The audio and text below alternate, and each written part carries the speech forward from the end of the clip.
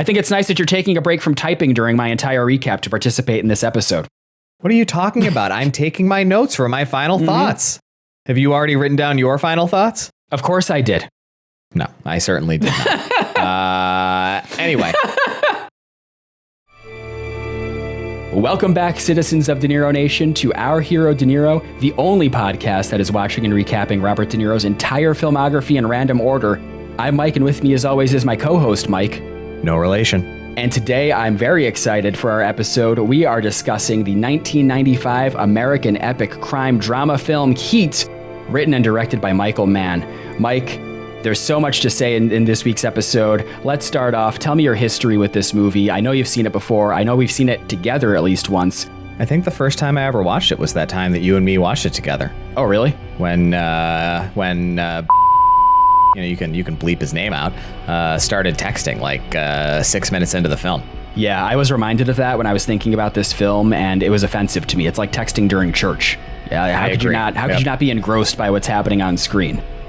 So I watched it with you for the first time, whenever that was. It must have been like maybe 4 years ago, I guess, 3 or 4 years ago. And I think I've seen it either once or twice in the intervening period, and then I watched it yesterday for the pod. So I love this movie. It was a Mike Back At You recommendation. That's why I watched it the first time, and I'm super, super excited to talk about it today. What about you?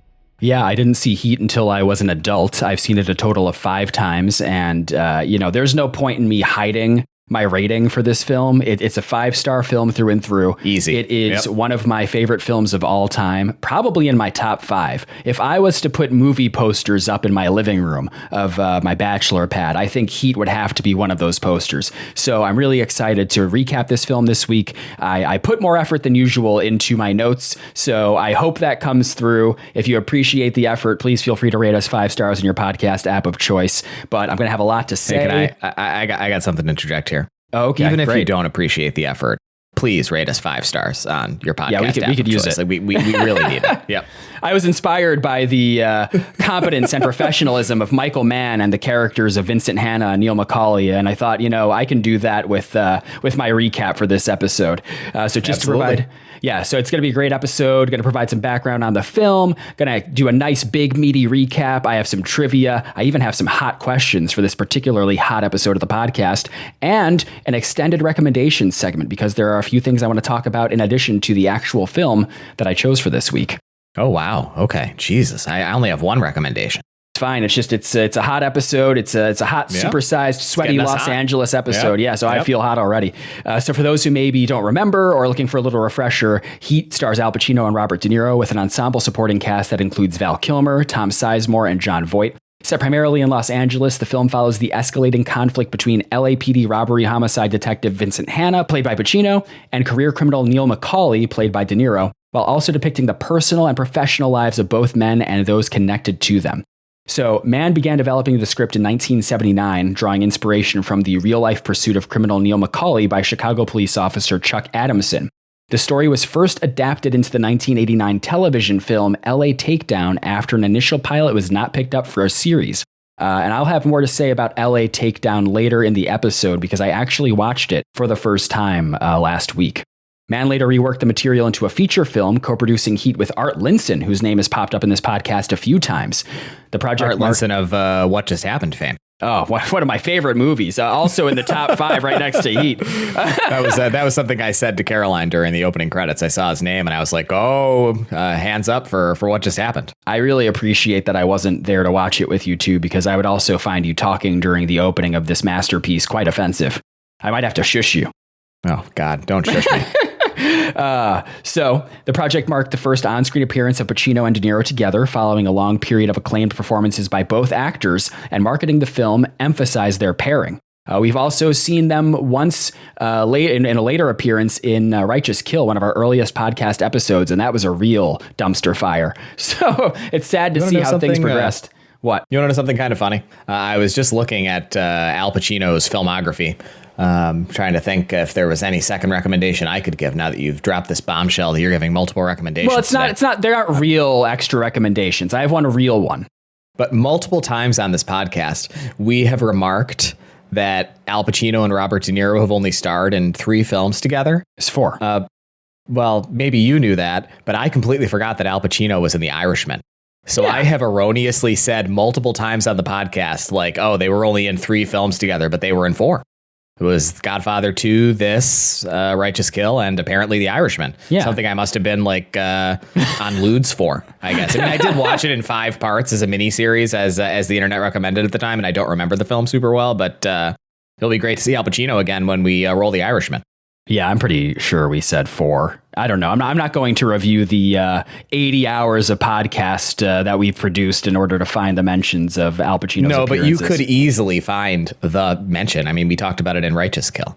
If you wanted to paste in a clip, it wouldn't be hard to find. It's probably in the first 10 minutes of the episode. Gotcha. Okay, I probably won't do that, but regardless, Heat was released theatrically by Warner Brothers on December 15th, 1995. The film was a commercial success, grossing approximately $187 million worldwide against a production budget of around $60 million. While initial critical reception was positive but mixed in some quarters, the film received particular praise for Mann's direction, its performances, and its large-scale action sequences. Over time, Heat has been widely reassessed and is now frequently cited as one of the most influential and highly regarded crime and action films of the 1990s. Mike, do you have anything else you want to say before we get into my supersized recap of Michael Mann's Heat? What is there even to say? Let's get into it. I'm very excited. I will say this time when I watched the film, because I had to take notes on the whole damn thing because it's my recap, I broke the film up into 2 parts, and I actually think the way that I bisected the film works really well, so I'll let you know that point in the film, and I think it's actually a really nice way to rewatch the film. Of course, if you're watching it for the first time, stop what you're doing right now. Pull your car over, rent the film on YouTube or Apple TV on your iPhone, and go ahead and just watch that thing for 3 hours and then resume your journey. I rightly bought Heat the first time we ever watched it together, and so I own that film. You should buy it. If you decide, as I do, whether to buy or rent a film whenever you're getting it, based on whether you think you'll watch it enough times to make the ROI on it, you will with Heat. So just buy it. Don't rent it. And if for whatever reason you're currently tuning into this Robert De Niro filmography podcast, you may as well buy one of his greatest movies. There's no reason not to. Yep. This isn't like Righteous Kill, where maybe you'll be on the fence. You should not be on the fence about Righteous Kill. That's a rent for sure. Yeah, it really is. So the film opens with the credits playing over a nighttime shot of Los Angeles as a train pulls into the station. And Neil McCauley steps off the train, which is our first De Niro face reveal, which occurs at 1 minute and 52 seconds. And he's dressed as an EMT. So he wordlessly walks through a hospital, commandeers an ambulance, and disappears into the city. In parallel, we see the character Chris Shiherlis, played by Val Kilmer, buying bomb-making materials under an alias and paying cash. And then we receive our introduction to Vincent Hanna, played by Al Pacino, who's introduced in a very different context, mid-coitus with his wife. But the moment is short-lived because Hanna gets called into work, and we quickly see the instability in his home life. We see his wife self-medicates with pills, and his stepdaughter, played by a young Natalie Portman, is already showing signs of emotional distress because she's trying to find a clothing accessory before her dad is supposed to pick her up for school, even though he's kind of like a rich deadbeat asshole. Yeah, he's supposed to be a deadbeat. It's kind of like a central thrust of the plot of the film. All of her emotional struggles are because she's estranged from her deadbeat biological father. That's why it's so important to, be a strong male role model in your child's life, Yeah, and I think it's why Al Pacino, Vincent Hanna, has a responsibility that he does and does not live up to in this film, to be a good stepfather to young Natalie Portman. But we'll obviously talk about that as the recap gets on. Listen, Mike, he's not the stepfather. He's the father who occasionally steps up. There you go. Only occasionally, though. So meanwhile, the crew assembles. So we have Michael Cerrito, the driver, played by Tom Sizemore, and he picks up this character, Waingro, who looks kind of like a drug addict Jesus type character. This is maybe the way I would describe him. Looks like somebody you wouldn't want in your crew. Oh, absolutely. He's a last-minute replacement and an obvious wild card. He gets into the truck with Cerrito, Michael, and Michael shuts him down immediately by saying, do me a favor, stop talking, okay, Slick? And Waingro shoots him the iciest look I've ever seen in a movie. Like, you genuinely believe that this guy could kill you. Like, it's he's really a very impressive. Dangerous man. That's great acting. Yeah. Oh, it's his really performance good. Is, who's that actor? Who plays him? Kevin Gage. Kevin Gage. Yes. Other than this film, yeah, his performance is excellent. Yeah, he's a character actor who I'm looking it up now because I also haven't seen him in anything else, but I guess he's also in G.I. Jane and Strangeland, but he delivers a phenomenal performance, as does everyone in this film. Oh, yeah. Everyone's at the top of their game here. So the rest of the team is in place, including Trejo, played by Danny Trejo. So that's very creative naming. Honestly, that's the way to do it if you're like making a big ensemble cast movie like this. Just like everyone just has their own name. I'd be like, okay, and Mike the Fab starring as Mike the Fab. Great. We're not going to forget. You're going to know when you're called on the call sheet. And the leader of the gang, Robert De Niro, played by Robert De Niro. Yeah. So so Trejo, he radios in the location of an armored truck that's driving through the city. Everyone puts on their masks. Macaulay is in the stolen ambulance in the driver's seat with Chris in the passenger seat. Cerrito's in this like big rig with Waingro, and Cerrito rams into the armored truck. So it flips multiple times and stops in this like used car lot that's underneath a bridge. And as soon as this happens, the game is on. So the crew moves fast, and they say that there's a 3-minute countdown that starts now. They blow the rear door of the armored truck, and they drag the stunned, like the shell-shocked guards out and line them up against the truck. I think Macaulay goes in. I mean, they're wearing hockey masks, so it's kind of tough to tell. But I think Macaulay goes in, or Chris goes in, and collects bearer bonds from the truck, ignores the cash, and Waingro is responsible. It is Macaulay. Yeah, it's okay. You can tell because he's one of the ones wearing the EMT. Yes, that's right. And you can see Val Kilmer's long hair coming out of the hockey mask. I noticed that this time, and it was something that I hadn't noticed previously, that I really respect about the way Mann has chosen to shoot this scene. It's really cool that you can actually tell which character each of them is, in spite of the fact they're all wearing the mask. Like, that's very smart costuming in this scene, since you've just been introduced to the characters. Yes, that is smart. Because in real life, I think you'd want to wear some sort of mask that obscures your hairstyle and color. Can't see your hair, like, right. But I mean, as viewers, it's valuable for us to be able to see, like, because we're getting our first exposure to the character of Neil, right? So you want to see how he is when he's getting the bearer bonds. Like, we're getting introduced to these guys. Yep. So Waingro is responsible for monitoring the guards and making sure they don't reach for their guns or anything. And they're totally dazed and out of it because of the explosion. So Waingro grows agitated while he's watching them, even though they're not doing anything. He's just like upset that they're looking at him, and he strikes one of them, and then he panics. You see him like just getting more and more restless, and he shoots one of them in the head. This happens, and without hesitation, the rest of the crew executes the remaining guards. So later on, like after the conclusion of the job, they get into their getaway vehicle, and Macaulay is visibly pissed at Waingro. And Waingro says he had to get it on, man. And we see how furious Macaulay is. As police converge, the crew escapes using spike strips, and they torch their getaway car to destroy evidence. So the job is successful, but you can tell that Waingro has crossed a line, and the consequences of this are going to ripple throughout the entire film.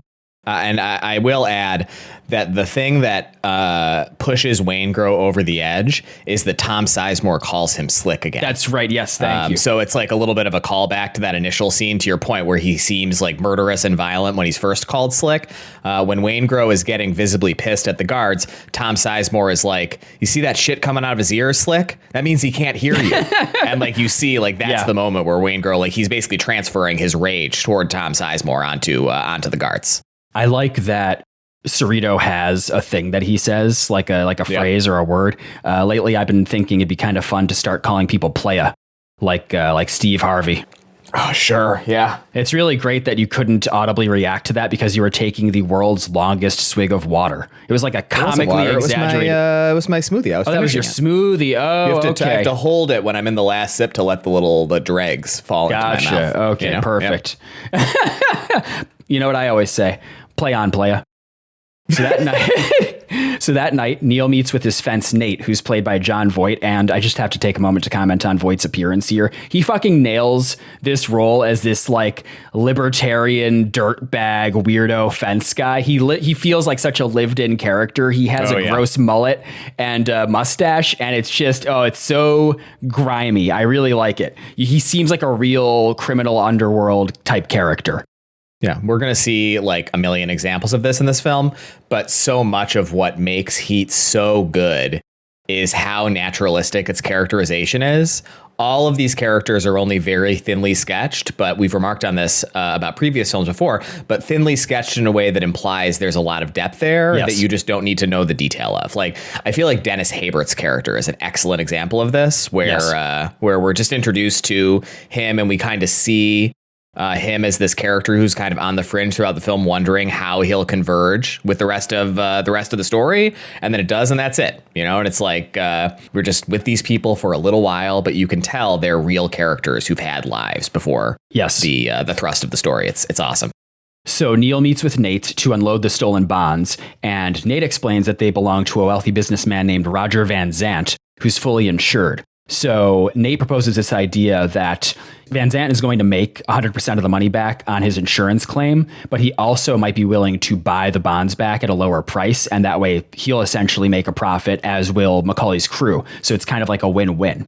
Neil says go ahead with that idea, like reach out to Van Zant, and Nate also floats another job that I guess is like low 8 figures, and tells Neil they'll meet again the next day. At the same time, it's late at night and Hannah arrives at the armored car crime scene and immediately asserts robbery homicide jurisdiction, which is his department. As details come together and they analyze the crime scene, Hannah and his team read the crime. They see that the crew took $1.6 million in bearer bonds, but left the cash, which signals their professionalism. They knew that it's easier to unload the bonds than cash. Someone mentions overhearing the word slick, and Hannah pieces together the execution logic. So he says that they're good. And he deduces that once the first 2 guards were killed, it made no sense to leave the last one alive. He says, drop of a hat, these guys will rock and roll. He has so many great quotes in this film, and it's I'm sure we'll have a lot to say about Pacino's performance as the movie goes on, but I really, him and De Niro are so pitch perfect in this film. Oh, yeah. He's the perfect example of that kind of characterization that I'm talking about. Like, I think that if you're stupid, you could think that the way that Vince is characterized is like a little bit unrealistic, like his blowhard nature. But we all know this kind of asshole. He's just a really annoying person, like he's just like one of those people who's like so hyper competent at what he does that he gets to be that annoying, like in this kind of like hyper masculine macho kind of environment of the police department. And it's I believe everything about his character, and I really love him. He's so cool. Yeah, I read later on that Pacino played the character as though he had a cocaine addiction, even though it's not. It's never explicitly commented on in the film. It's pretty funny thinking about Heat 2 and just imagining Vincent Hanna's like heart blowing up the day after the events of Heat because he's like 55 years old and just inhaling cocaine. But after the heist, the crew regroups at a diner. And Waingro is just calmly eating pie, totally unbothered. Neil comes in and sits beside him and just fucking slams his head once into the table.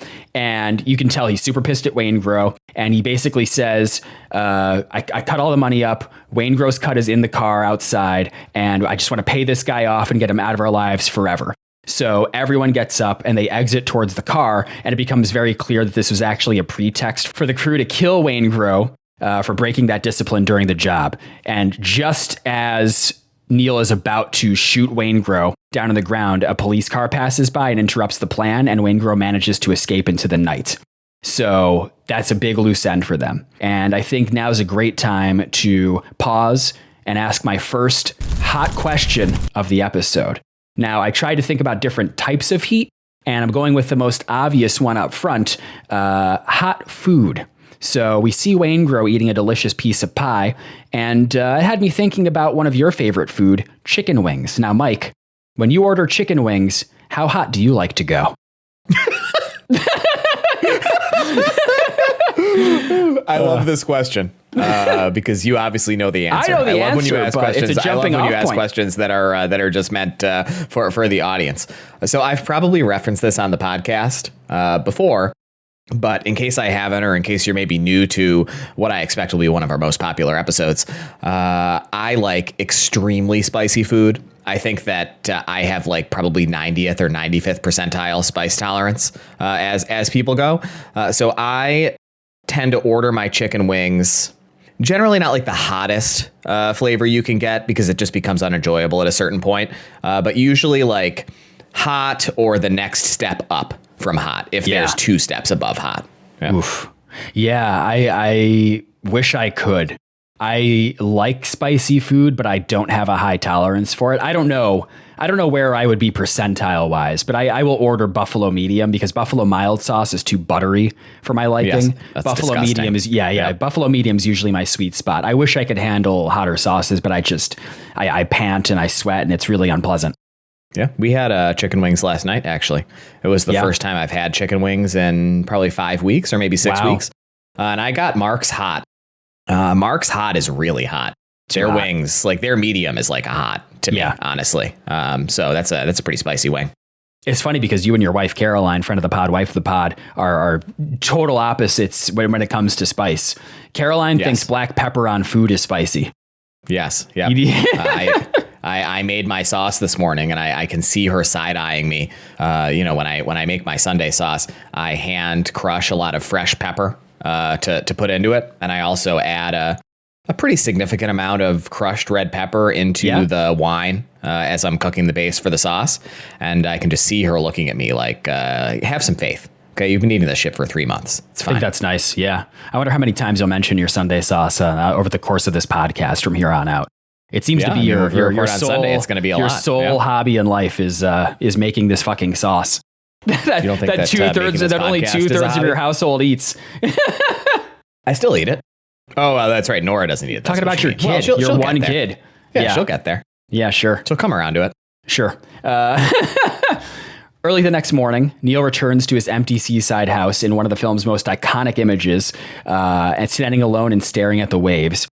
In contrast, Chris goes home to his wife, Charlene, played by Ashley Judd, and admits that most of his share went to gambling debts.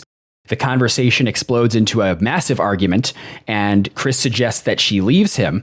And she says, well, if I do that, I'm going to take our young son, Dominic, with me. And he gets really pissed about this and leaves their house and peels out in his car, choosing escape over confrontation. I just love the idea of somebody getting upset because their wife thinks that she should keep their son with sole custody rather than her violent, career criminal, gambling addicted husband. It's really good stuff. Yeah. Oh, man. What I like about this scene, especially seeing Neil in his empty seaside house, is it's a visual representation of his absolute isolation as his chosen state.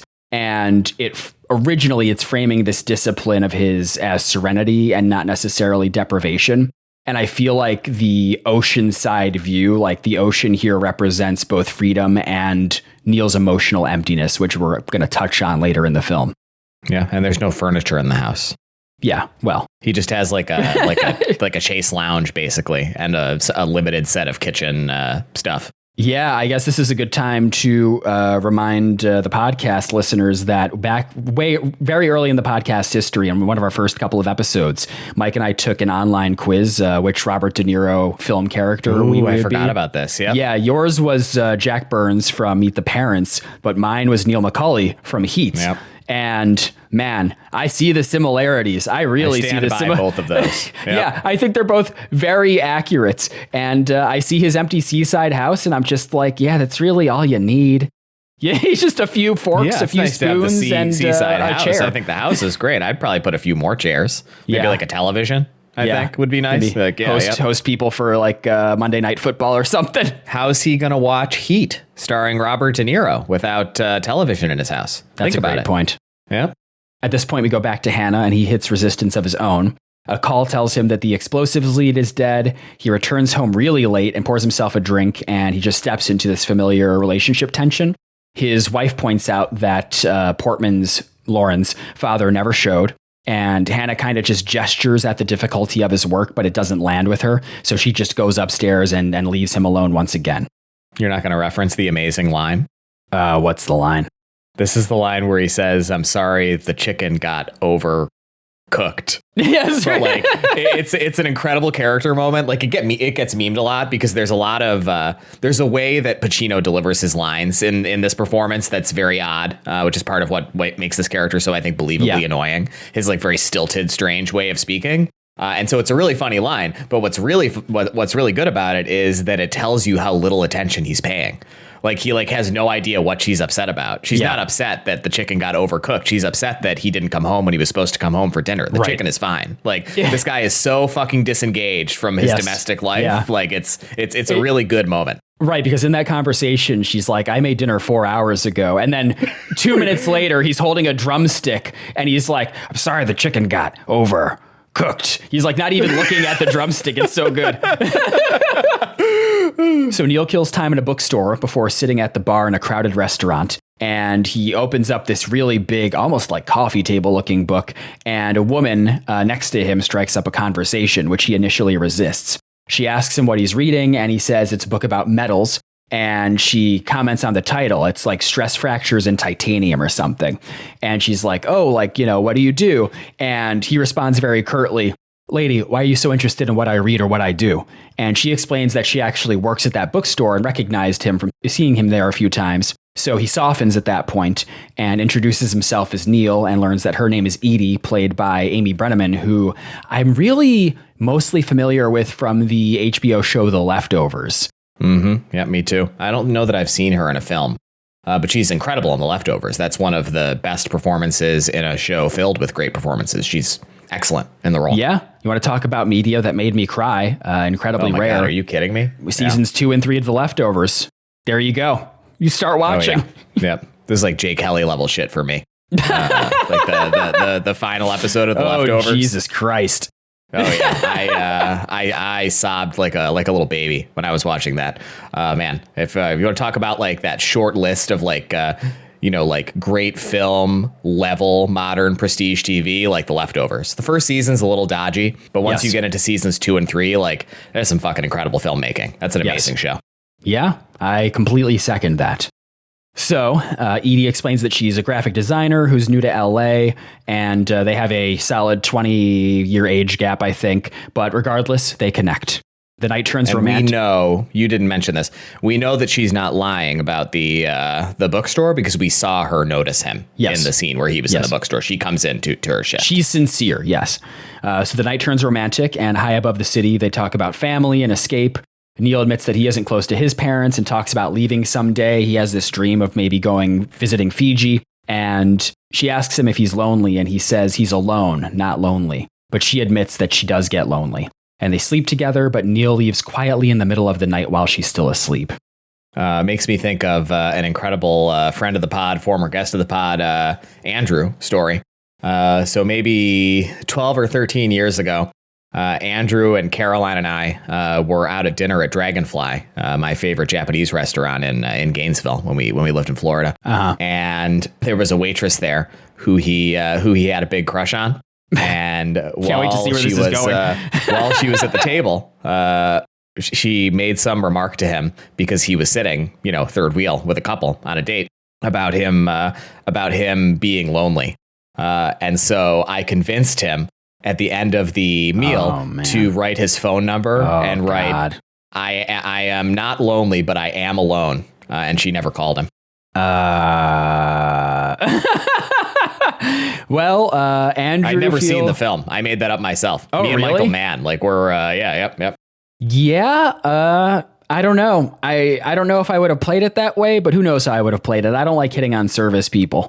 But I guess I really don't like hitting on anyone because I'm an introverted weirdo. But Andrew, I think it's really weird to hit on service people, but I think it's a little bit less weird to leave it as a note on the receipt. Yeah. It's like, you can do whatever you want with this. I'm sure she just fucking threw it away. It's not creating an uncomfortable like confrontation with a customer in the workplace for her. Yeah. Yeah, Andrew, write in. Tell us if you have any more details about this little anecdote. Email us at ourherodeniro@gmail.com. Hey, guys, that goes for anyone listening. Share your unrequited date invitation stories, and we'd be happy to read them aloud in front of our entire audience. Love that. The next morning, Hannah and one of his team members, Drucker, confront an informant named Albert in some dusty shantytown garage on the end of town. And Hannah is furious because Albert was supposed to deliver last night, like information for him. And his patience totally evaporates. He tells him, empathy was yesterday. Today, you're wasting my motherfucking time. And so, it's a really, really great, so good. Yep. Yeah, just larger than life performance. Under pressure, Albert gives him something that his friend Richard will meet Hannah later that night at a club named BJ's at like 2 a.m. And Hannah insists that Albert comes with him. I think this is interesting for Hannah's character because we see his emotional operating system laid bare here. For him, pressure is his default mode of connection. And I think that this is an instance of performance masking desperation. He needs some sort of lead, and he has nothing right now. So we see him just leaning on Albert in the most outsized, dramatic way possible. And it's such a sharp contrast with Neil's character, who projects this very calm sense of authority. So it's just interesting seeing how, they're already developing as reflections of each other. Hannah with his addiction to intensity and kind of explaining why he can't function at home. I agree. Later on, Neil meets with a tech specialist whose name I cannot remember, who lays out this major bank job. So essentially, he says there are 4 guards to take out, 3 alarm systems to take out ahead of time, and you would initiate a system shutdown 20 minutes before the robbery. He asks for, I think, like a $100,000 advance for a 10% cut and estimates the ultimate take at around $12.1 million. So I love it. Just pure competence. He explains the whole plan and how it will work and just lays it all out for Neil. I also really love in this scene, it shows a little bit about the way that he's done the research for the job. That's almost some forensic accounting.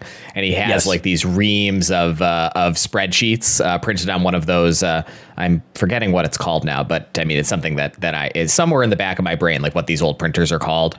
Is there the kind of printers that could only print words on a specific template of a page? And he explains the paper trail of the money. These are the payrolls that are getting funded by this money. This is when it comes through. Here's the previous 6 weeks that show the dollar amounts, how I know it's $12.1 million. And we're just seeing a type of competence that is not depicted as much on screen as some of the more physical competence of the gang while they're doing the heists of the way they plan it is also very educated, very organized, they're doing forensic accounting to figure out which bank to rob. It's really, really cool.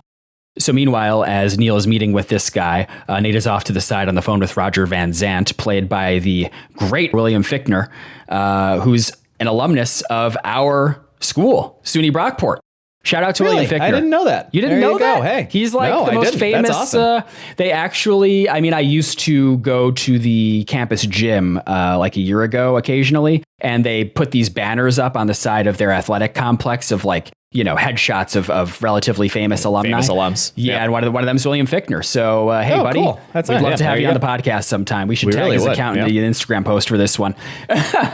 Van Zandt agrees to a deal to buy back his bearer bonds that had been stolen from him, but as soon as the call ends, he casually tells his main goon, who's played by Henry Rollins, that he plans on killing Hannah and his crew. Not Hannah and his crew. Macaulay Neil, and his God crew, damn right? it. Yep, Neil, yep.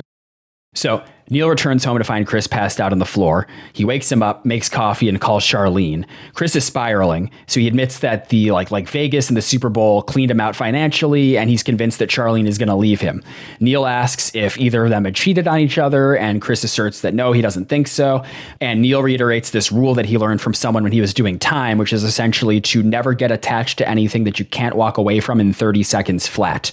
But Chris pushes back emotionally, saying that the sun rises and sets with Charlene. And I like it because it's a really nice abbreviated moment of understanding between the two. You can tell how close they are by this exchange, because Neil just asks, yeah, and Chris says, yeah.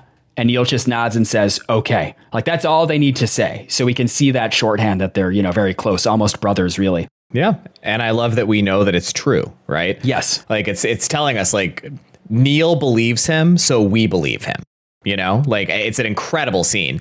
And so it kind of recontextualizes the fight that the two of them had. It helps to frame and contextualize the rest of the interactions they're going to have. It's not that he doesn't love her. It's that he's weak. He's a weak man. Yes. But for him, the sun does rise and set with her, and he does not know how to be that close with someone. He can't do it. And then Neil pulls Chris back in with talk of Van Zant, a platinum score, and the bank job that he just started planning. The film then introduces another thread about a newly paroled ex-con named Breeden, who I called Allstate in my notes because he's played by Dennis Haysbert, the voice of the Allstate commercials. when I talked about him to Caroline, because I initially couldn't think of Dennis Haysbert, the actor's name, I called him President Allstate because he also played the president on 24 for the first few seasons. Oh, really?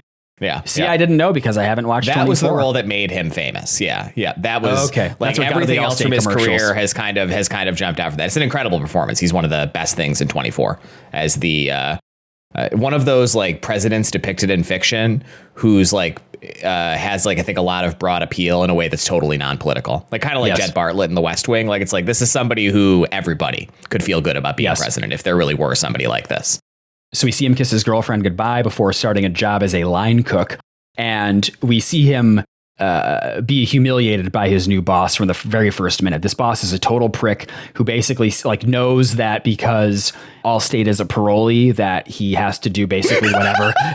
He has to do whatever the boss wants. So the boss says, he's like, you have to do all this bullshit and I'm going to take 20% of your paycheck off the top. And if you complain at all, then I'll just report you to your PO. And you're like, going to be really totally horrible fucked. guy. Yeah. So Neil calls Van Zant from a payphone and forces a meet and insisting that he send one guy. Van Zant sets the drop at a drive-in theater the next afternoon. And as soon as he hangs up the phone, Neil is like across the way from a motel and watches Charlene kiss another man goodbye outside of a motel room. So as soon as the guy leaves, Neil confronts Charlene in the motel room, very intense, and insists that she give Chris one last chance, even though she's entirely over it and done with his bullshit and ready to leave. He says that you're going to give him one more chance, and if he fucks up again, then I will personally finance you, like you and Dominic leaving the situation if he blows it. And she says nothing, and it's implied that I guess she's going to go along with this. So I think this is a great place to stop and ask my second hot question of the episode. Because Neil insists that Charlene fix herself up before she leave and go back home. So here's my question for you. Do you prefer a hot shower or a cold shower? And have you ever tried to convince yourself that you're a cold shower guy? I do take cold showers. Do you take cold showers? No. You're a cold shower guy? Yeah, in the summer I take cold showers. Yeah. Oh, okay. I prefer hot showers. I can't do cold ones in the winter. I mean, anyone who says they prefer cold showers is lying. I do it like 100 times a year, and it's fucking horrible. But in the summer, like, yeah, when I can do it, when it's hot out in the morning, it really does change the way you engage with the morning. Like getting blasted by cold water. Like, yeah, that's a real thing. If you've never done it, I would strongly recommend you try it in the summer. It'll really. You will find yourself significantly more focused and energized in the mornings when you do it. It's really nice. Wow. Yeah, no, in the summertime, I will go like maybe a little cooler than lukewarm, but I've never done like ice cold showers. Oh, I don't do ice cold showers. That's psychotic. I'm talking about like 50 degree water, like 50, 55 degree water. Okay. Like, yeah, gotcha. That's still going to feel cold, man. Like you usually take 110 degree shower, like and even 70 degrees is going to feel cold if you shower at that temperature. Try like a nice 55 degree shower. You'll feel good. I'm not Brad Pitt in F1 sitting in an ice bath. Like I'm not a masochist. No, I mean that's sad. Neither of us are Brad Pitt in F1 the movie. Oh my God, can you imagine? So that night at BJ's, Hannah meets Albert and his low-level criminal friend named Richie.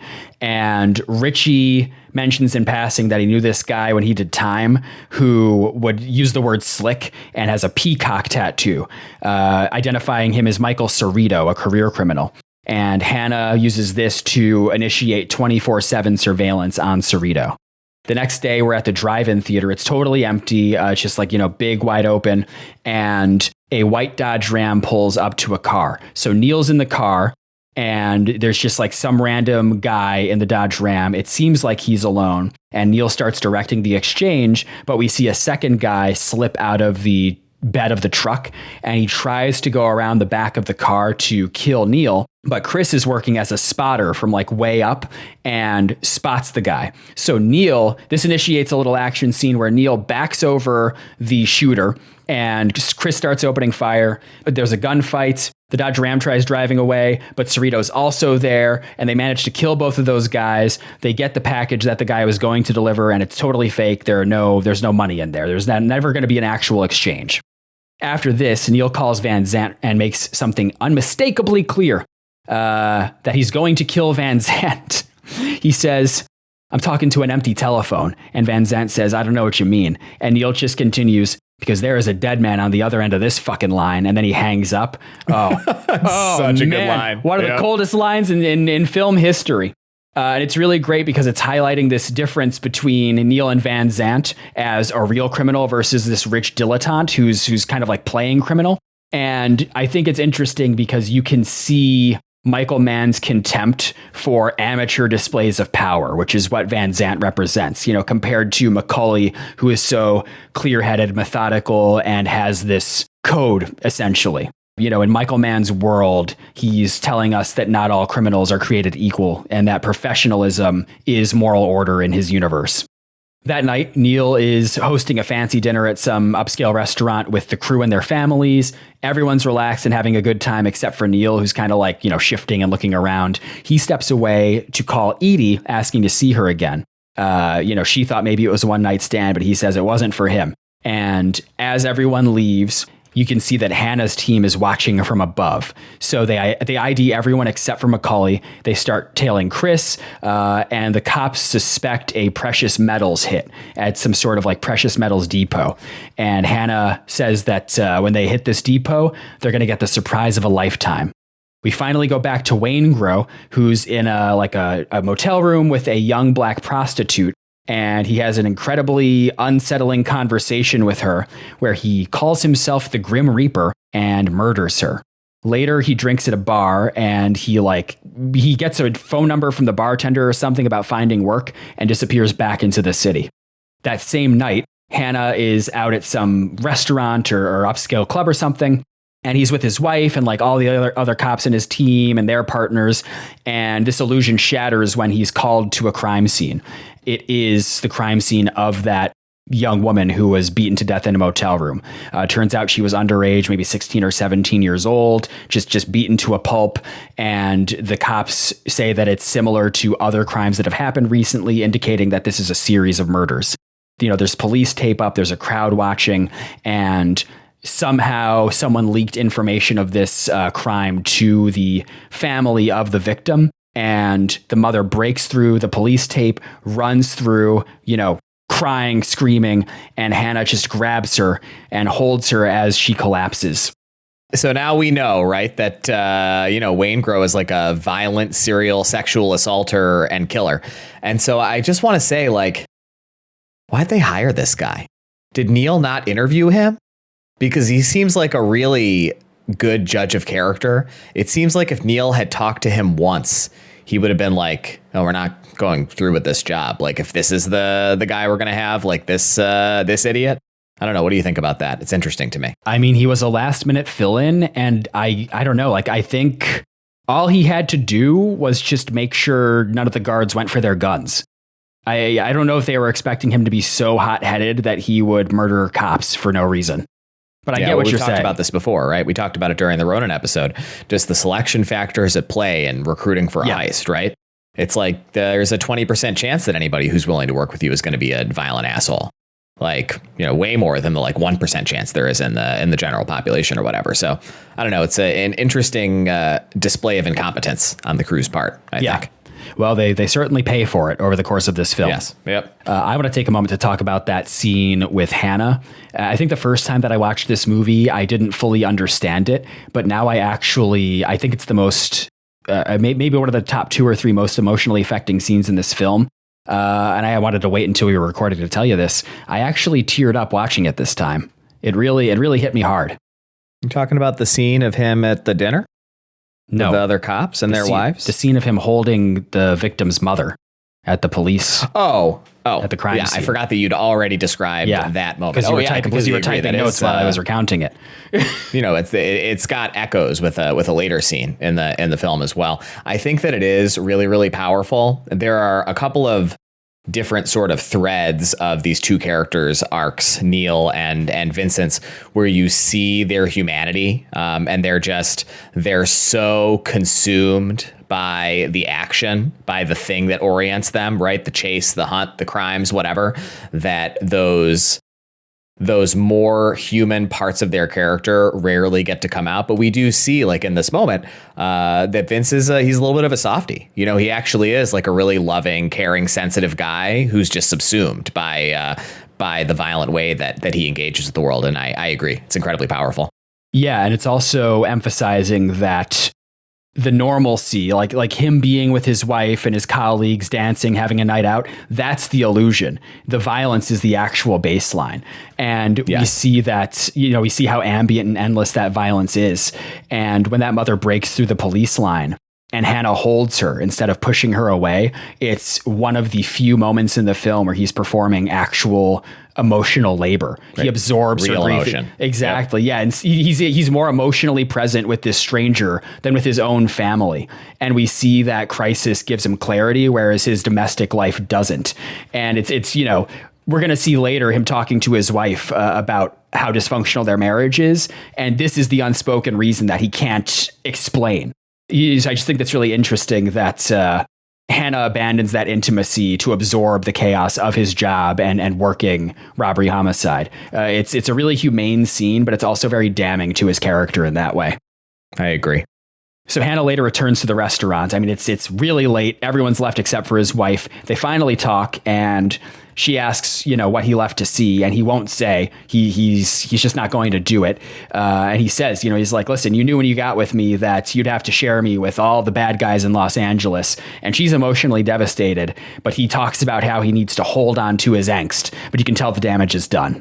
Breeden, Allstate, calls his girlfriend, and he's barely holding it together, promising to power through in this shitty job for her. And in contrast, Neil asks Edie to leave with him, to go to New Zealand and just escape from their lives in Los Angeles. The next day, Hannah picks up his stepdaughter, Lauren, and we can see another little, vignette of her struggling and these cracks in his family life. So now it's time for the precious metals depot hit, and it's nighttime. Neil and his crew pull up to the depot, and Hannah's team is watching from a surveillance van. Sarita goes up and cuts the phone lines. Chris breaks the lock, and we can see SWAT teams surrounding the building. Inside, Chris is drilling into the safe while Neil stands lookout until Neil hears a very sloppy cop close a door. And that's enough for him to call off the entire job. Like he walks up to Chris and says, we're walking. And Chris says, he's like, I'm almost in. And Neil says, nope, we're doing it now. And they just abandon everything and they walk out without holding on to anything stolen. He doesn't open a door. He's carrying an automatic rifle on his back, and he sits down, forgetting that it's there. Oh, that's right. Slams the heavy rifle into the wall of the. Are they in a truck or a container? I can't remember. They're sitting in some metal container in some context. Neil and his crew walk. The cops can't move because they haven't done anything. There's really nothing major to book them on that isn't just a misdemeanor. So Hannah insists on letting them go because he doesn't want to just put them away for 6 months. He wants to get them for something big. Afterward, Neil tells the crew that they should assume that they're being tailed, and they have a choice. They can either take the bank job or split now and just go their separate ways into the night. They're in a circle kind of talking about this. He starts with Chris. Chris says he needs the money. Like he's in deep, he's essentially wiped out. So he's in for the bank job. Cerrito looks to Neil because he says, listen, I'll follow whatever you want to do. And Neil says, you have to make this choice for yourself.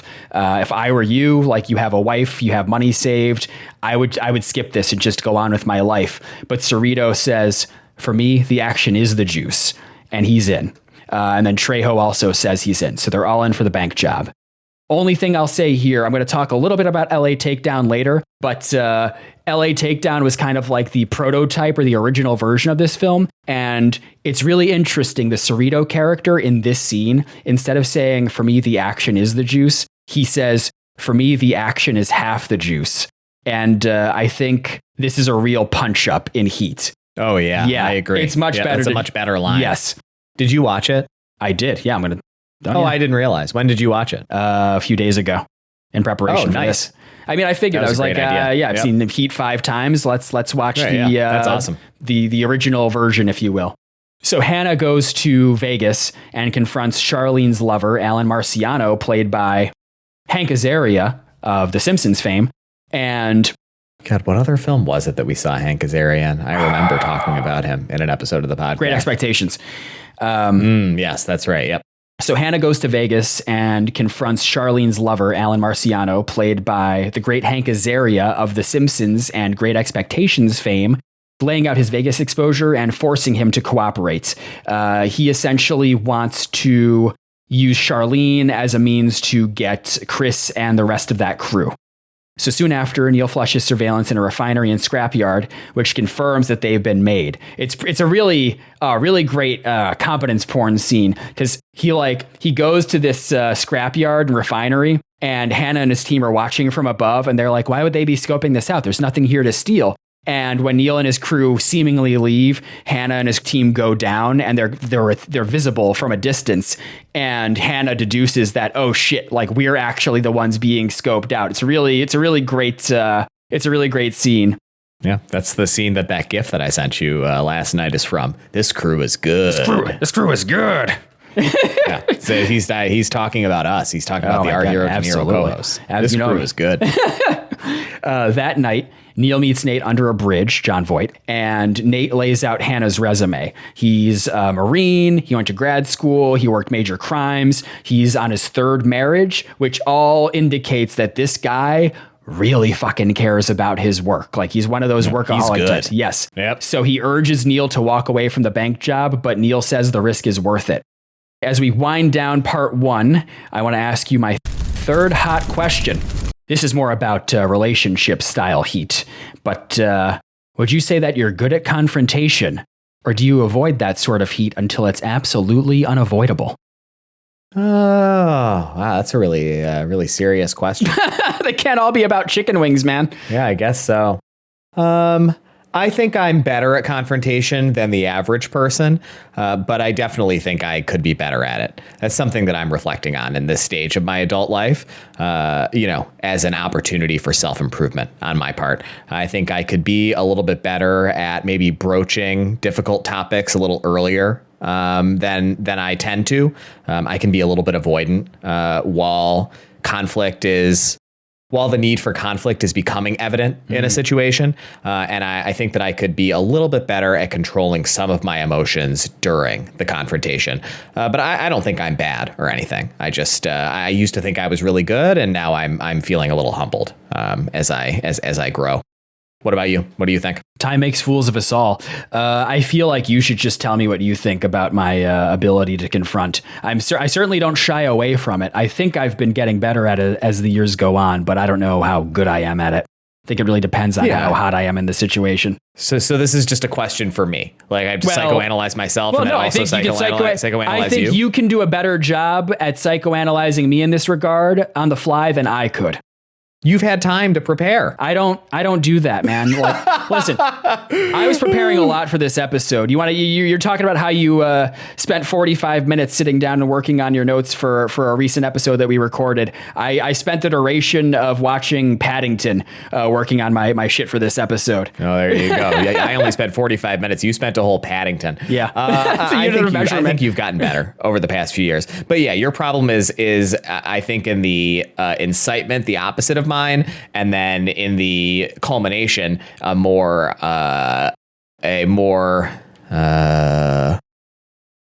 intense version of mine, right? I think historically you have been a little bit too quick to anger, and too quick to identify the opportunity for a confrontation rather than letting things have a little bit of space to breathe. And I think that you tend to get a little hot under the collar when you are in a confrontation, but I think in both cases you've gotten better.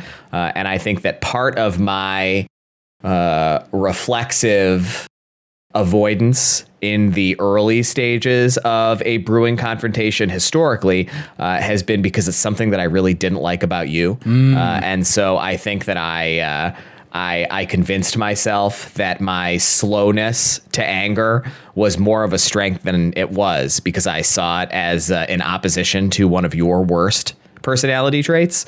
But I think that, as with so many things that we learn as we get older and mature, what's right is actually somewhere in the middle of two people with slightly bad ways of being, rather than the opposite of one bad way being the ideal way to comport yourself. So I'm becoming less angry as the years go on, and you're becoming more angry.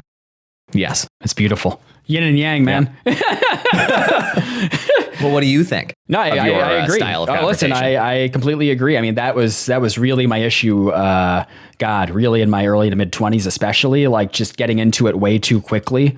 You need to let things breathe a little bit, really settle on your rational thoughts before you get into it with someone. I was too quick to get into it and too intense when I did get into it. So I've dialed that back a bit, but I still run hot under the collar for sure sometimes, especially when someone's really pissing me off. You need a Snickers. Oh, yeah. I don't love a Snickers. Too like. I know. I'm just chewy. making a joke about the commercial. Yeah. No, you're good. Yeah, I get it. Hannah returns home to dirty dishes and an absent wife. When she finally appears, she's medicated and she says she's going out. Hannah avoids the confrontation. He boards a police helicopter and resumes surveillance. From the air, they spot Neil driving on the freeway. So Hannah lands. He touches down on the ground, gets into his police car, and tails Neil. He pulls Neil over and asks Neil if he'd like to get a cup of coffee. So now we're getting to the famous diner scene where in the diner, they sit across from each other. It's pretty quiet. It's nighttime. And Hannah asks if Neil's trying to go back to prison. Neil says he's never going back. They talk about what they do best and the impossibility of a normal life. Neil scoffs at the idea of a normal life, saying, "What the fuck is that? Barbecues and ball games?" And Neil explains his rule about not having attachments and being able to walk on anything within 30 seconds flat, which Hannah calls lonely. They share a moment of recognition. He says it's vacant. Vacant, yes. Well, yes. Vacant. What are you, a monk?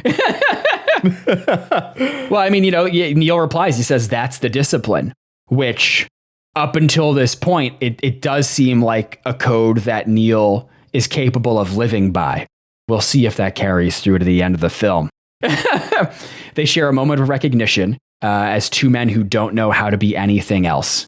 And the truth remains, after the pleasantries and this moment of shared recognition, Hannah says that if he has to choose between Neil and an innocent person that, might get in Neil's way, he'll kill Neil. And Neil says that there's an inverse to that equation. If he's boxed in by Hannah, he'll put Hannah down.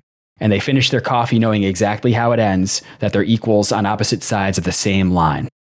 I have some stuff I want to say about this scene. I think it's the most important scene of the film. Is there anything you'd like to say? Agreed. Yep. No, let's hear what you have to say. I'll pepper in my thoughts where appropriate. Sure. I mean, I think it's the thematic core of the entire film. It's the only time that Neil and Hannah meet outside the rules of their jobs. There's no surveillance, there's no leverage, there's no violence. They're just choosing to sit down in an ordinary space. And I really like how Mann chooses to keep it deliberately plain in the presentation of this scene. There's no music, there's no spectacle. He lets the camera linger in these still shots to really give the actors room to breathe in their performances. So it's really the ideas and the conversation that carry the scene. And we see that the characters, they carry the same discipline, the same obsession, and the same inability to live a normal life. Neil's line about barbecues and ball games, it's not a joke. It's not him being glib. He's rejecting the idea of domesticity altogether. And when Neil explains his rule about not getting attached to anything that he can't walk away from in 30 seconds, it's not bravado, it's survival logic. Hannah hears it and he calls it vacant, but that says just as much about Hannah as it does Neil. And I love the brutal honesty at the end of the scene where they basically say, like, if you get in my way, I will kill you, despite the fact that we're having a pleasant conversation right now. What I love about that and why I think this is the scene that I chose to, insert my intermission into afterward, it works really well as an ending to part one of this film because it removes any suspense about whether or not they'll collide. Like from this point on, it's inevitable. The movie becomes about how and when they'll collide and what the collateral damage, what the fallout will be. I agree. That's really well said. I think that similar to my comment earlier about the discussion between Neil and Chris in his house, where they talk about Charlene. This scene also both recontextualizes everything that's happened in the first half of the film and also frames everything that's going to happen in the second half of the film, because now we understand these characters in a way that only they can understand each other, because they're kind of two sides of the same coin. And so we get to have what is in essence expository dialogue, right? But because of the way it's delivered, it reads as totally sincere and totally naturalistic and believable because they could only have this conversation with each other. It's really, really cool. All right, on to part 2, the back half of Heat. Back at the precinct, Hannah learns that every tail was lost the night before, all at the same time, which is a bad sign. We cut to Neil's crew drilling into the ceiling of an underground parking garage, confirming just how coordinated that disappearance was, that they're getting ready for the bank job. Around the same time, Waingro walks into Roger Van Zant's office and tells him he knows Neil McCauley, tightening the circle for everyone involved. The next morning, Neil, Chris... I love that, just so you know. That's part that I really love, because I think that in that moment, we are closing one of 2 only remaining loose ends. So then the only character we have left who we don't really understand the purpose of is President Allstate. And I really enjoy that feeling of knowing, like, there won't be any more loose ends. Like, what's his involvement in this going to be? It's an anticipation I really enjoy. The next morning, Neil, Chris, and Cerrito are sitting at a restaurant where Neil quietly points out the grill cook, Breeden, a.k.a. Allstate. And we see another glimpse of Allstate's boss treating him like shit as the crew wonders where Trejo is. Trejo finally calls one of their cell phones from a payphone, and Neil returns the call from a landline. Trejo says that he's being tailed by the cops and can't do the job. So without hesitation, Neil walks into the back of the restaurant's kitchen, says hi to Allstate, they have a history, and asks, like, he basically says, "We have a job today. Do you want to drive? Yes or no?" I need an answer immediately. Right now. Yes. And he knows him because they were cellmates in prison. Right. So he knows him well. Yes. Like, this is not an impulsive action. He's just like incredible good luck that, like, there happens to be this guy who he knows from having lived with him in prison, essentially. Allstate agrees, and he quits on the spot. And in quick succession, we get brief glimpses of people who have a lot to lose. Edie, Charlene. Quits on the spot and pushes his manager down in a very violent way. No one, never in history has anyone deserved to be pushed down in a violent way more than this horrible asshole kitchen manager who's like abusing the parole system to steal money from his workers. It's a very cathartic moment for the audience. I agree. In quick succession, we get brief glimpses of the people with the most to lose, Edie, Charlene, and Chris's son, before the film locks into its next movement. And here's where I want to ask my 4th hot question of the episode. This is work-related heat. Do you like jobs where the pressure is constant or where it spikes occasionally? I think I prefer it to be relatively constant. Yeah, I agree, actually. I can handle that sort of like low grade, like consistent pressure really well. I do well under that sort of pressure.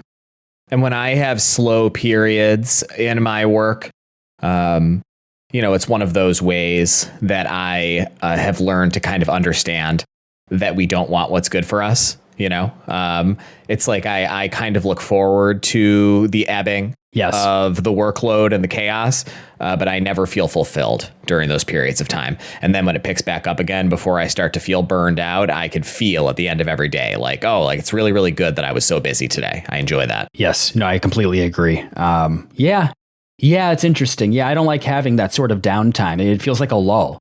You know? Yeah. So it's finally bank heist time. One of the most famous shootouts in cinema history. So it's broad daylight, and we're at a massive downtown bank.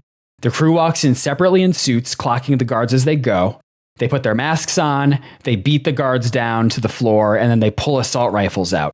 Neil gets up onto people's desks, and he calmly delivers a speech to all the people in the bank, saying that they want the bank's money, not the people's money, and the operation runs like clockwork. They zip tie the guards, they take keys from the manager, and Chris heads into the vault to start bagging cash as Elliot Goldenthal's score swells, and I'll certainly have more to say about the cinematography and score of the movie after the recap. However, as this is occurring, an informant tips off major crimes, and Hannah and his team sprint out of the office to race toward the bank. They call in backup, and they load their weapons as they're driving. As the crew exits, Cerrito gets into the car and calmly removes his mask. Hannah and the cops spot the crew just as they're leaving the bank, and it's go time. The police jump out of the car, take their positions, and the moment crystallizes. Chris is walking out of the bank, smiling because he feels like he got away with it. And he spots a cop, and without hesitation, he opens fire. So now the loudest gunfight in movie history ensues. It explodes into the streets. Chris drops a cop immediately, whose name I can't remember, but he's Ted Levine, famous for playing Stottlemyre. Leland Stottlemyre. That's right, from Monk. Poor R.I.P. Stottlemyre. He didn't deserve to go out that way. I wanna talk about his death. I think his death is another thing about the film that I really love. We see him so much. He is such an important supporting character in the first half of the film. And then he just dies, and that's it. And we see Hannah sad about it for a second, like, you know that he must be upset, but he doesn't get the opportunity to show it. And we never have like some moment to mourn the death of this important supporting character in the story or anything. It's just like it really conveys in a real short form, or real shorthand rather, just the brutality of the world and the naturalism of the storytelling. It's really, really cool. He just gets fucking dropped. Yeah. Allstate's driving for the crew, and he floors it as civilians scatter in every direction. Hannah sprints after the car while police units try to block the crew's escape. A tire gets shot out, and Allstate gets shot in the head, so he's killed, and the car just crashes to a stop. So the remaining crew bails on foot, and the city, just downtown, turns into a war zone. And it is incredible. We hear the sounds of gunfire echoing off the buildings, cars getting shredded, and cops just being dropped. And I mean, the sound design of this is magnificent because Michael Mann chose to use the actual sounds that were produced during the filming of this scene. You know, a lot of movies, they dub in the sound of gunfire, so it sounds very fake, and it sounds very like tight and controlled, almost like video game gunshots. But in real life, you know, they're incredibly loud, and they just echo off the glass buildings in this downtown area, and it is just a total cacophony. Like, I listened on my AirPods Max, and I had to turn the fucking volume down because it was going to blow out my eardrums. That sounds fun. It is deafening. Yeah. Oh, it was really incredible. Was that a good AirPods Max experience? Oh, it was really good. It's very satisfying. I mean, you watched with Caroline. You must have blasted the volume on your sound system, right? Oh yeah, it was real loud. You got to do it. Incredible. You got to do it. You know, the thing about our sound system is, we've got the really good 3.1 setup, but that sub is really powerful. Yes, that puts out a lot of bass, and I put it in the center of the room. And during this scene, just like the entire house was shaking. Really, really cool. That's really good film watching experience. Yeah. I also want to note too, just a little piece of trivia that I know the heat heads out there will already know, but at one point Kilmer does a reload during this shootout, and it is such a famous magazine swap. Apparently it's so perfect that it is frequently cited by military and tactical trainers. It's like actually used in trainings. That's really cool. It's so fucking cool. I mean, that's Michael Mann's dedication to realism in his films. I really respect that. It goes a long way to making everything feel believable. So Cerrito can't keep up with Neil and Chris because he's like, gunfire is kind of preventing him from joining them. So he breaks off in another direction. Chris takes a round to the chest and collapses, but Neil manages to haul him up and keep moving with him as Hannah relentlessly pursues them. Neil carjacks a vehicle in a grocery store parking lot while Hannah shouts for bystanders to get down. It's all very intense. Hannah's unable to get a clean shot, and he's forced to chase on foot. Elsewhere, we go back to Cerrito, and he's running through a crowded plaza in the middle of the day. He grabs a little girl as a human shield. She's probably like 6 years old or something like that.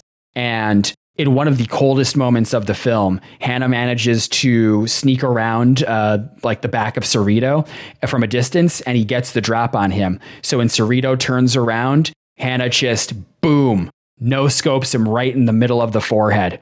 Cerrito drops dead. And he doesn't no-scope him. He uses a scope. Does he?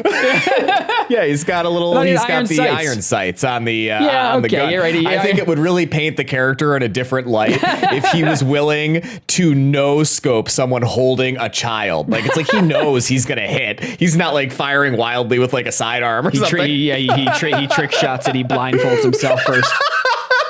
He accidentally blows off the girl's head. Yeah, and the aftermath hits immediately. We cut to Cerrito's wife and Allstate's girlfriend watching the news on the TV. What? We get our first echo of the scene of Hannah with the mother of the murdered girl.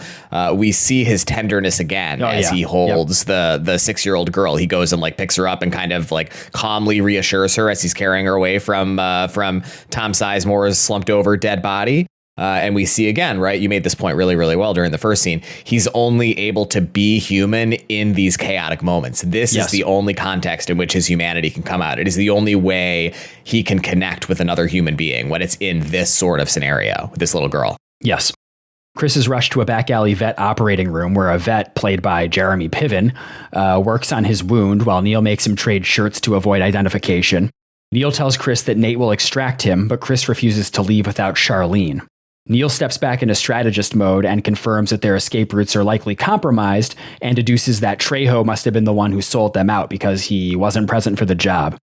Chris calls Charlene and tells her that he'll be there in 2 hours, and Neil moves on to clean up what's left. So I'd like to take this time to ask my 5th of 6 hot questions in today's episode. This is, I think, related to the previous question, but do you cool off quickly after an argument, or do you simmer? I cool off really quickly. Yeah. Yeah, I always feel guilty when I get angry. Do you feel guilty when you get angry? No. Almost immediately. Yeah. I simmer too. It has a very mollifying effect. Yep.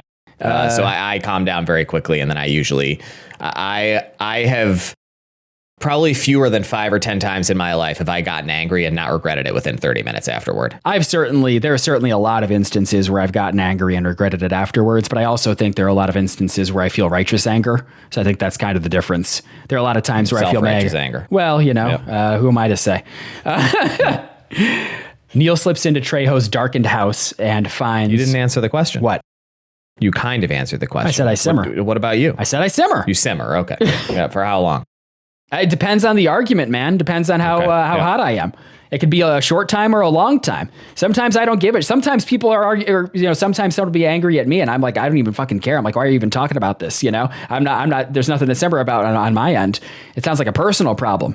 But anyways, Neil slips into Trejo's darkened house and finds Trejo mutilated on the floor, barely alive. Trejo tells him that Waingro did this on Van Zant's orders and that Waingro killed his wife. Neil offers to call a medic, but Trejo knows that he's dying. He can't feel his body and asks Neil to euthanize him. So Neil does what he has to do, and driving away, he calls Nate, who gives him Van Zant's address. He also asks Nate about Waingro and says, if you hear anything about his location, let me know. And I also need a new way out. So at this point, the job is over, and all that's left is either to get out or tie up personal loose ends. Hannah tells his team that they have maybe 8 to 10 hours to get Neil before he finds another way out and disappears. They kick in a door and grab the guy who tipped off major crimes, who's Henry Rollins' character, Van Zant's main goon, and Hannah wants to know exactly how he knew about the bank job. At the same time, Neil breaks into Roger Van Zant's house and asks where Waingro is. Van Zant's like chilling at home watching TV, and Van Zant's like, how the hell should I know? And without another word, Neil just shoots him 3 times, kills him, and walks out. Charlene is moved into a police safe house where Sergeant Drucker leans on her really hard. I thought this was a pretty cold moment too. He essentially says because she wants to be loyal to her husband. And he's like, listen, if you do that, here's what's going to happen. And he plays out this entire scenario where they both go to prison and Dominic becomes a ward of the state who will essentially have a very shitty life. So he's like, your husband made his choice. And if you want any chance of preserving a good life for your boy, then you need to rat, essentially. I mean, for what it's worth, he's right. Well, yeah, absolutely. Drucker, she should rat. Yes. Drucker calls Hannah and tells him Charlene will cooperate and lure Chris in. When the cops discover Van Zant's body, Hannah immediately assumes that Neil will go after Waingro next, tracking him to a hotel where he's hiding out under an alias. Neil goes to Edie's place and tell her that they need to leave together, which is different from the original plan of leaving separately. She panics because she saw the news, she runs, and the moment turns raw and emotional as he grabs her and finally lets the stakes spill out. She commits, and Neil says it'll all be over in 22 hours. Hannah returns home to find his wife calmly having coffee with a man that she just slept with.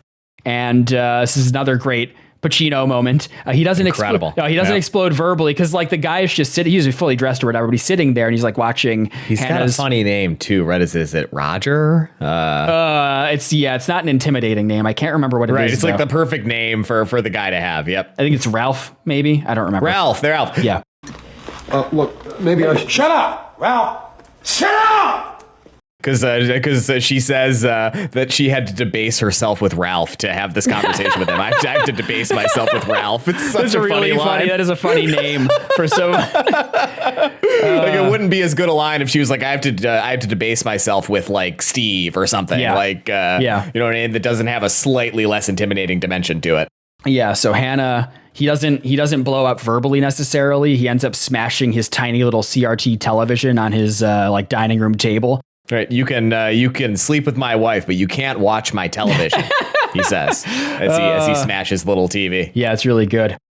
Neil gets fresh documents from Nate, and there's going to be a chartered plane that's going to wait for him for like 5 minutes on the runway that night. So the plan is set. All Neil has to do is just get on that plane and leave. Chris splits off to find Charlene instead of reconvening with Neil, and Neil later offers Edie a final out, but she chooses to stay with him. Later on, Chris walks up to the safe house where Charlene is being held, and Drucker wants her to go out onto the balcony to draw him in. So she goes out there, and no one's watching her. So Chris walks up and looks up to her, but she, like with her hands, she makes just He drives up. Well, he drives up, and then he gets out of the car to walk up to her, and she makes a really small hand gesture, just enough to signal to him that she's been compromised. And man, really great face acting by the both of them. Chris is crushed, and he just gets back into his car. He's briefly blocked by the cops, but he has an alias, a fake license, and he drives away into the unknown. Just, he's alive, he's free, but he's been permanently broken by this. And I mean, I think this is really the most emotionally precise scene in the film. There's no dialogue. There's just that hand gesture. But you see Chris's entire arc collapsing in his facial expression in that one moment, and it's really heartbreaking. Hannah's out of leads, and Waingro's gone cold because Neil hasn't done anything. He hasn't followed through on pursuing Waingro yet. He goes to some hotel room. I don't know what room this was, but he's like hanging out, looking out over the city with the weight of everything setting in, and then everything collapses. He walks into the bathroom, and he finds his stepdaughter Lauren motionless in a blood-filled tub after a suicide attempt.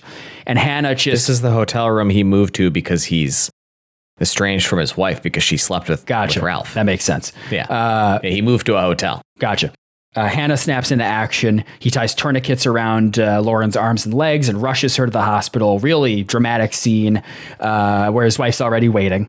Later on, Lauren comes out of surgery. She's alive and stable, but you could see the cost of all of this. You know, Hannah talks to his wife here, and he admits, like he says, like, I'm not what you want. This isn't going to work out. I'm incapable of being there for you emotionally in the way that, you know, you deserve from a partner, essentially.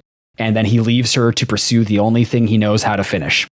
And this is the second echo, the third example of this way that we see Vince and Hannah's humanity, right? He's only able to connect with his wife in the context of this tragedy. Like, this is the other, like, emotionally vulnerable, open experience we get with him and another character. But again, it's in the wake of a tragedy. Like, he's on, which is why he's able to be this way. He's in a crisis. Yeah.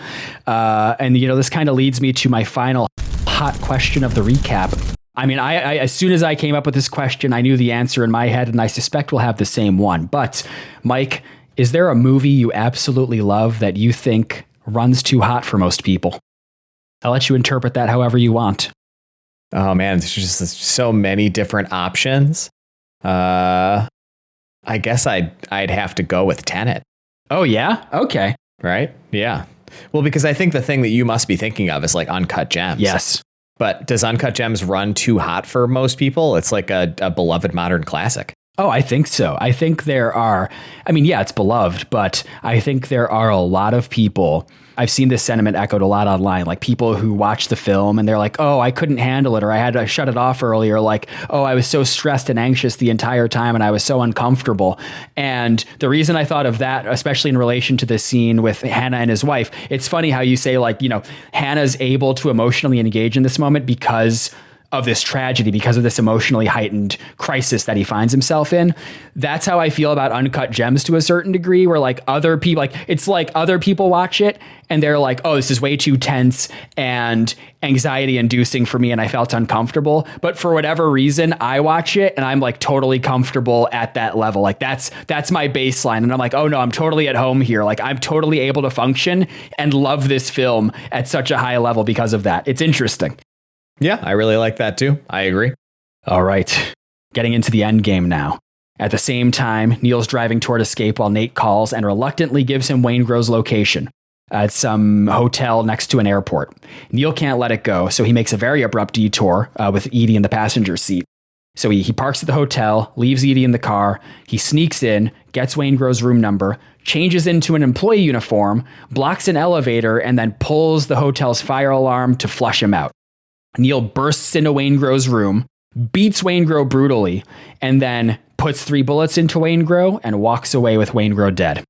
And here we can see the tragedy of Neil's arc, right?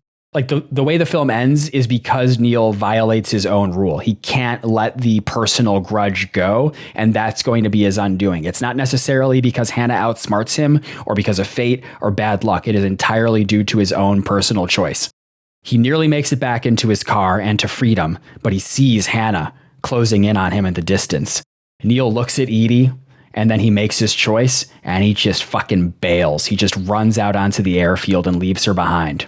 So what follows in the final scene of the film is a quiet, deadly cat and mouse game off of the runway.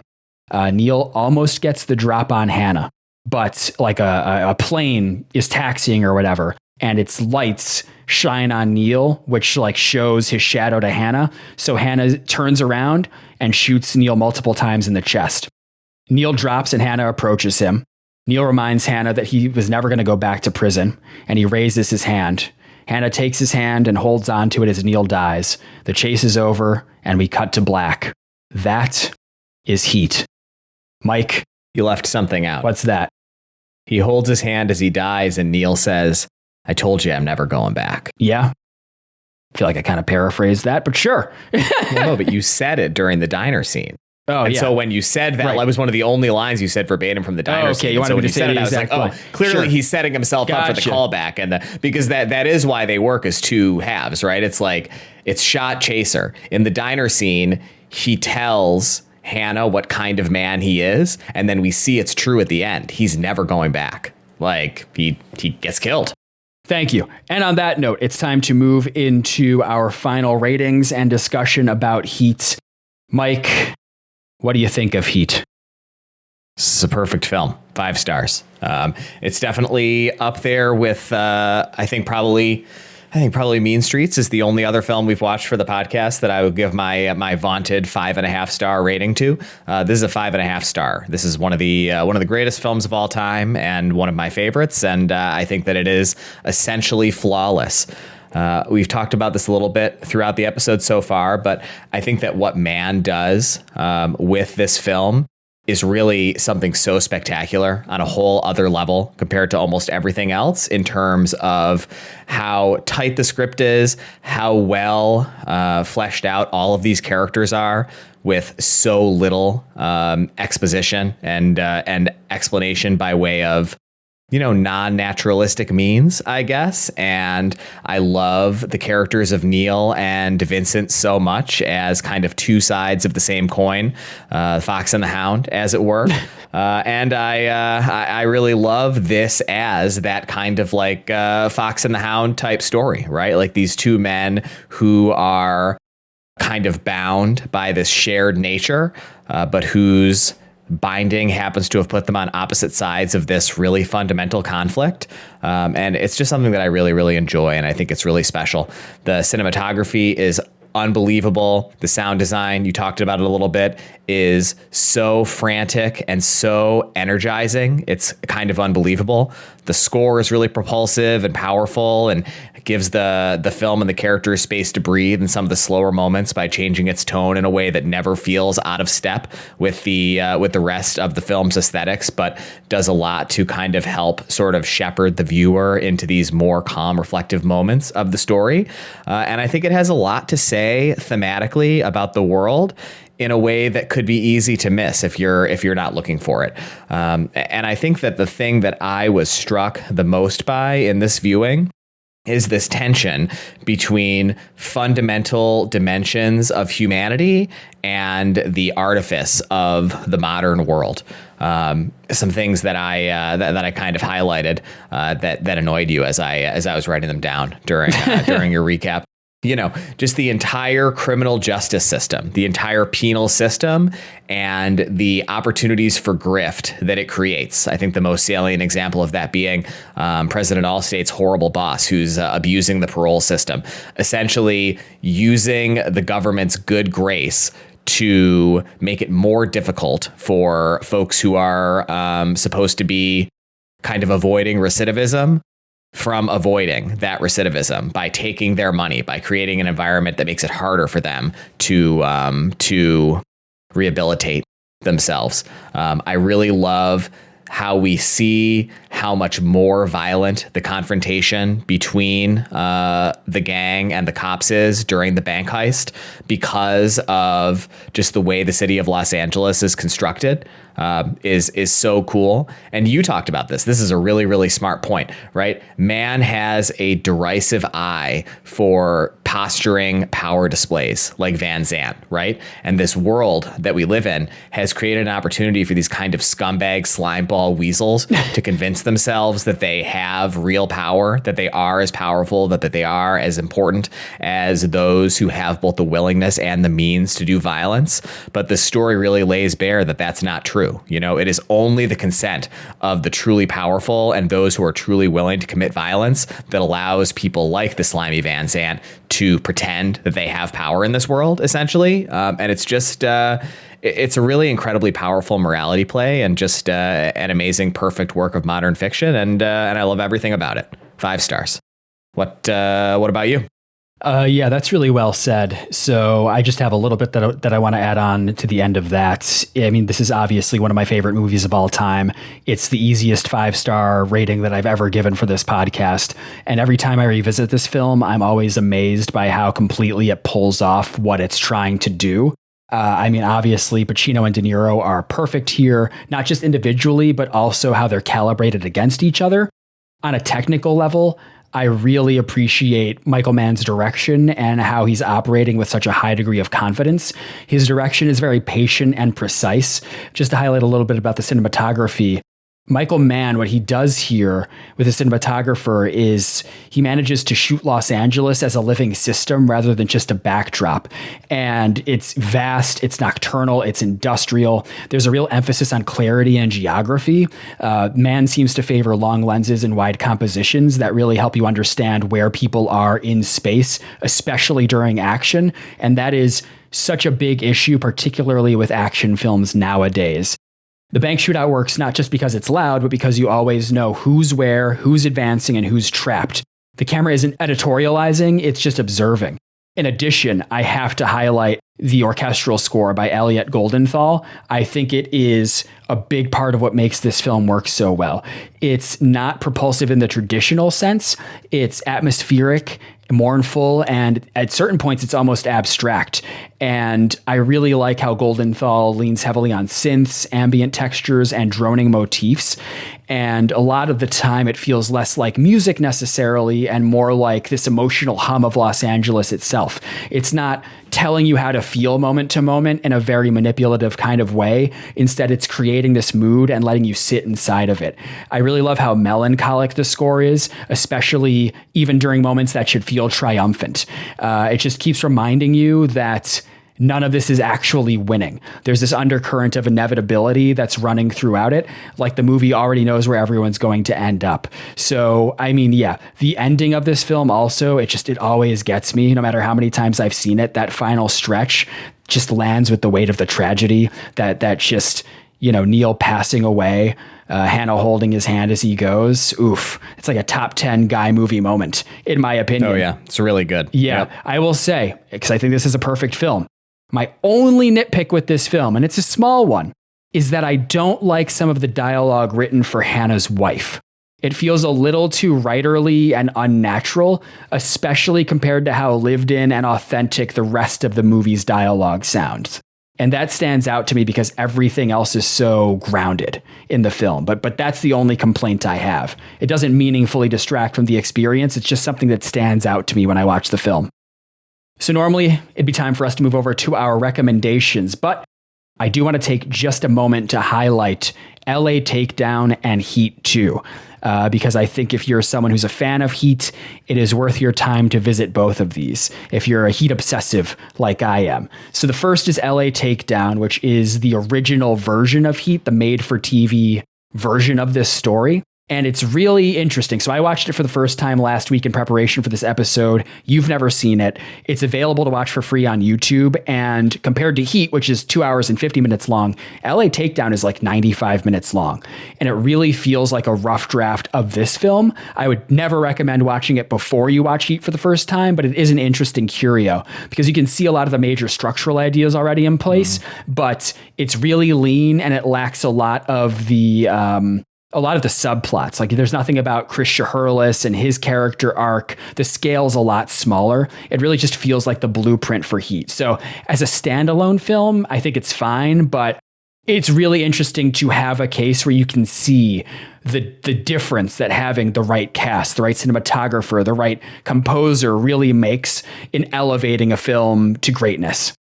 The other thing I want to recommend for Heat obsessives is the novel Heat 2, which I guess is currently being adapted into a feature film, which I have mixed feelings about. I hope Mann pulls it off. But Heat 2 is a novel that was written by Mann and novelist Meg Gardiner decades later. It came out, I think, in like 2023.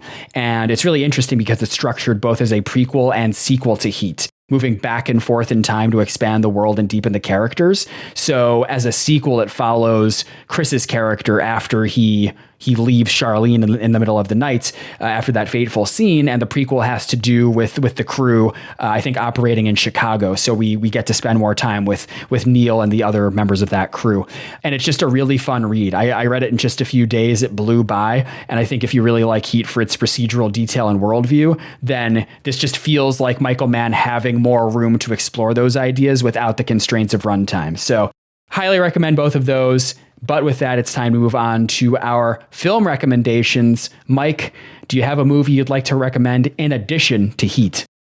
Yeah, it's not easy to choose. And since you told me that you have more than one recommendation, I found a second one. Well, I'm going to do two. To be clear, what I meant was that I was recommending Heat 2 and LA Takedown. Oh, yeah. Well, those don't really count. Yeah, they don't really count. I only have one recommendation for this segment. Well, I'm still going to make both of mine because sure. I think they both have a lot of value. We'll see. So my first recommendation is the 1986 Michael Mann film Manhunter. Okay. I'm a huge Manhunter fan.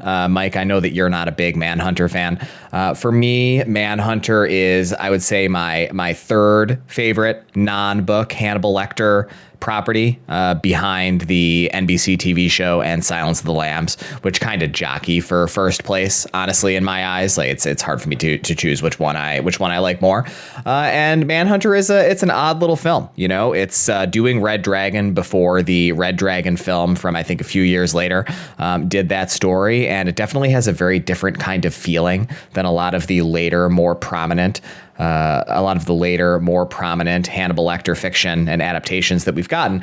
But you can really see Michael Mann's artistry on show here in this film. Just the way the cast and the set design all come together, what Mann does with color. We didn't talk much about the color during the Heat recap, but one of the most striking things about Heat visually is the way that it plays with color and the way that there are certain scenes that have a very specific kind of color language to them. You talked a little bit about that early scene when Neil returns to his house, and it's all kind of bathed in blue in this really vivid, almost surrealistic kind of nighttime shot that's done, and it's so cool. Manhunter does that kind of stuff a lot more than Heat does. Heat is a lot more naturalistic in its visuals, and it's just a great film. It's a blast. It's got Brian Cox as Hannibal Lecter, which I think is a really special opportunity to see. I think a very cool actor play that character really differently than we saw Mads Mikkelsen and Anthony Hopkins play Hannibal Lecter in the other two adaptations that I mentioned. And it's just a great film. So I recommend that you watch Manhunter, directed by Michael Mann. And the second thing that I found, which is something that I just watched for the first time, I think last year, is the 2002 Christopher Nolan film Insomnia, which is just another great Al Pacino cop movie. He's playing a very different kind of detective in this film, but it's similar sort of very grounded kind of crime thriller. And I would also recommend that you check out Insomnia by Chris Nolan. Yeah, that was already a recommendation on the podcast. I recommended that for Righteous Kill. Oh, you can just cut it out then. Yep. I guess I only had one recommendation. Two mics agree. Oh, so you did. Yeah, there it is. Huh? I see you're in the spreadsheet confirming that you didn't misrepresent that. Well, there you go. 202 mics agree. That is a really nice film. Well, I went in an extremely different direction for my recommendation this week. I thought, obviously we have a lot of opportunities to recommend crime films on this podcast. We've recommended a bunch, including some by Michael Mann. So I went in a different direction because I found the score of Heat so affecting. I wanted to go with another film whose score I found deeply affecting. I am going with the 1992 sci-fi horror film Alien 3, specifically its assembly cut. So have you ever seen Alien 3? No, you haven't, because I recommended it and I feel like you haven't watched it. I haven't. Classic. Too busy watching streaming TV shows that got a 75 on Metacritic. So, hey, just so you know, do you know what Heat has on Metacritic? I don't know and I don't care. It's going to upset me. I believe it has a 70. I believe it has a 74. Listen, just so I knew it was going to be lower than 100 and I knew that would upset me. So for context, because you've seen the first two Alien films, right? Like everyone has. So for context, Alien 3 is the third film in the Alien franchise. It was released in 1992, and it was directed by David Fincher in his feature debut. And it has an infamously troubled production history to the point where Fincher ultimately disowned the theatrical cut, which is about 2 hours long. And for years, it had this reputation as both a bad movie and a disastrous follow-up to Aliens, and that reputation kind of stuck. But the assembly cut is an extended version. It's about 2.5 hours long, and it was made by someone involved in the production of the film, and it's essentially much closer to Fincher's original intended version of the film, and it plays very differently. So it restores a lot of character material, reshapes the structure of the film, and leans much harder into what the film's actually about. So the plot follows Ripley after she crash lands on a remote prison planet populated entirely by violent offenders who have embraced this kind of monastic fatalism. And when the alien inevitably returns, the film isn't interested in action heroics like Aliens was. What's interesting is Aliens was a film that was very much about motherhood, famously directed by James Cameron. You had Ripley with Newt, whatever. Alien 3 is overtly about mortality and the inevitability of death. It is an incredibly bleak, nihilistic film. And the connection here to Heat is that both films share a composer, Elliot Goldenthal. And I think that his work on Alien 3 is spectacular. I think it's one of the most haunting, underappreciated scores of the 90s. The music doesn't try to pump you up or reassure you. Instead, it leans into those feelings of dread, exhaustion, and emotional inevitability. It's doing real thematic work. So I watched the assembly cut for the first time a couple of years ago because I did an entire Aliens franchise watch. And there's a list of that on my Letterboxd, letterboxd.com/MikeBackAtYou. And what struck me about Alien 3 was how it almost feels like a repudiation of the relief that we're supposed to feel at the end of Aliens. Because at the end of Aliens, you have Ripley, Newt, and Michael Biehn's character, can't remember his name off the top of my head, going off in hypersleep or whatever, into the unknown, but they're like a little family unit, and it's kind of optimistic. But Alien is a horror franchise, so I don't understand why people get so upset with how Alien 3's plot goes. Like, why would you expect a happy ending for any of these characters? They're just going to make a third happy one. Right. That's what people wanted. Really, everybody's just hanging out. It's all going well. Right. And Alien 3 fully commits to that bleakness. And because of that, it ends up being this somber mood piece that really feels similar to Blade Runner in my mind. It stayed with me for days after I watched it for the first time in a way that few films do. So I think if you respond to Heat not just as a crime movie, but if you're keyed into that work that Goldenthal is doing with the score and you're into that sort of mood piece, then I think the assembly cut of Alien 3 makes for a really compelling companion piece. Where can I watch it? I believe it's available. It might be available on streaming or to rent. I think sometimes it's labeled as the special edition. You'll know that it's the assembly cut because it's roughly 2.5 hours long. The theatrical cut is 2 hours long and it's kind of butchered. I do not recommend the theatrical cut of Alien 3. Oh yeah. Alien 3. Yes. Seek it out and ye shall be rewarded, citizens. All right. Now it's time for us to roll for next week's film. Although, special note, next week is actually going to be our 60th episode spectacular. So this roll will be for 2 weeks from now. It's Mike's turn to roll this week. Mike, what are you hoping to roll? Incredibly silly question. It's got to be number 49, Silver Linings Playbook. And I hope it is. And with that, I'm off to the races. Here we go. I have rolled a heartbreaking 58, which is 2020's The War with Grandpa, starring Robert De Niro. God, it's a shame we came so close to The Irishman, which is only one shame? Before it. I could have gotten you back on that Scorsese train. Yep. Oh, yeah, great. Yeah, sure. That's too bad. So, The War with Grandpa, why don't you have a link in this one? You have every movie linked except for this one. I don't know. I don't know why the list was that way. I copied it from Wikipedia. All right. It is a 2020 American family comedy film directed by Tim Hill, based upon the novel of the same name by Robert Kimmel Smith. The film is about a young boy named Peter who fights in a prank war with his grandfather, played by Robert De Niro, to get his grandfather to move out of his room after he moves in with his family. Yeah, sounds like a fascinating film, and I cannot wait to watch it next week. Sure, why not? There you go. Looks like we'll be back next week with our 60th episode spectacular, and then the week after with The War with Grandpa, which I suspect we won't enjoy as much as Heat. But oh, come on. I should be optimistic. I should be optimistic. Yep. You're right. And on that note, that's going to be my third 5.5. And on that note, it's time to wind this episode down. Mike, what'd you think of my recap of Heat? Was it lucid? Did I manage to not fuck it up? I thought it was great. Yeah, I thought it was really clear. Had a lot of lucidity to it. Oh, yes. That's great. Well, I'd like to take this time to thank all the citizens of De Niro Nation for listening week in and week out. Your support means the world to us. I'd also like to thank Caroline for making our wonderful podcast artwork. Please follow Mike and I on Letterboxd. I'm Mike Back At You, and he's Mike the Fab. Rate us 5 stars in your podcast app of choice, and email us with any questions or comments you have at ourherodeniro@gmail.com. Follow us on social media. You can find us at allmylinks.com/ourherodeniro. We couldn't make it any easier for you. And we'll be back at you next week with our 60th episode spectacular. Thanks, everybody.